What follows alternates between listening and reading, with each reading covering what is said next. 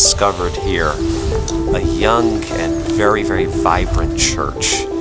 And despite their youth, they are people who just absolutely love Jesus. And most of the pastors are still in their late 20s, early 30s. And the people are very mature for their years. Christian history in Mongolia is very young. We don't know anything. And when I come to church, our church was very young too. About 13 years ago, when the church started in Mongolia, our band members, we are all about Mongolian first Christians. There were only about 6 known believers in 1990. So 1992 was really a time of explosive growth numerically. I was privileged to be exactly there where the church was kind of exploding. I said there was only 20 of us. We were meeting in somewhere, and 92 summer, we all felt that we have to evangelize. Within a 6 months, I think our church became 450 members. So we couldn't accommodate ourselves, and we have to divide into 2 churches. And the daughter church also became 300, 400 within 6 months. For 70 years, the Soviet centralized form of government was what was happening here. And part of that was repression of religion, any form of religion, whether Buddhism, Islam, or Christianity. When the country opened up, so all kinds of isms also came in. It was not that we know about Bible a lot. It's just like a movement. People just drawn into it. Then we understood in Mongolian Christians is so hungry about worship Jesus.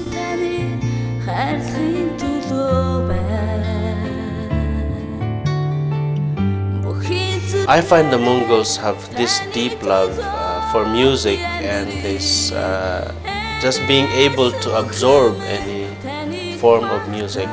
So I believe if there are songwriters who can write Christian themes, theology being put into music, this will be useful for the development of the church.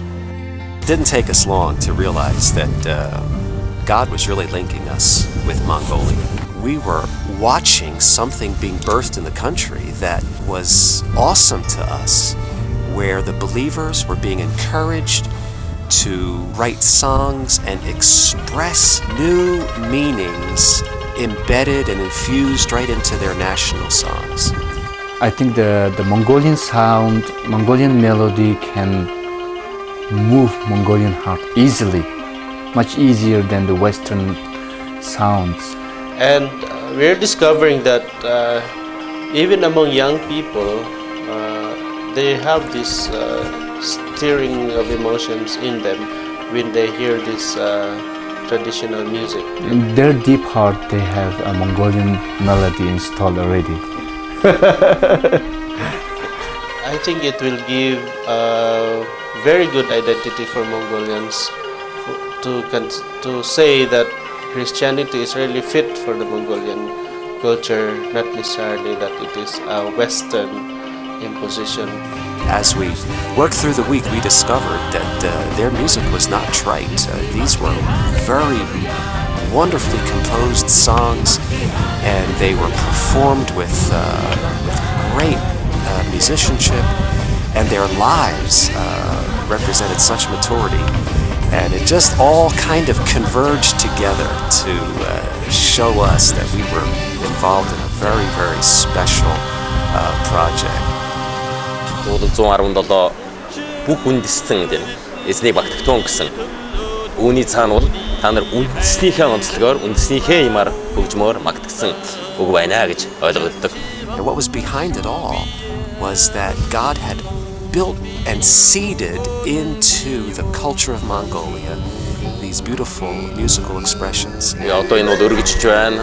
Монголчууд дуу хөгжим одоо урлагийн их баялагтай, дуу боломжтой. Энэ бол эзний бэлэг. Эзэн түүнийг буцааж авах зохистой, эрхтэй, цорын газар. God bless you, all of you.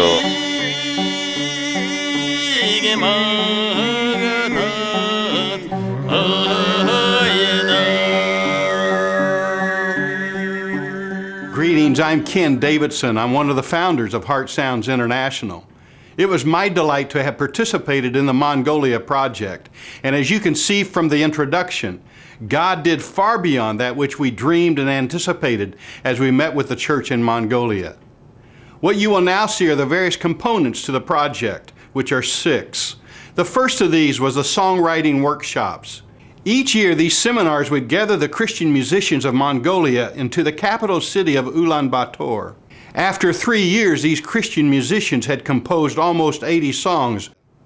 The second component was public concerts. Upon the completion of each of these seminars, the church would be invited to a public concert whereby they could help celebrate the birth of their new Christian worship. Thirdly, professional recordings were completed of each song, being compiled into several CDs as well as DVDs. The fourth aspect of the project was in-country research to help determine which of the cultural forms were most appropriate for Christian worship. Number 5, distribution means were discussed and planned as to how best distribute this material throughout Mongolia and beyond. And last but certainly not least was intercessory prayer.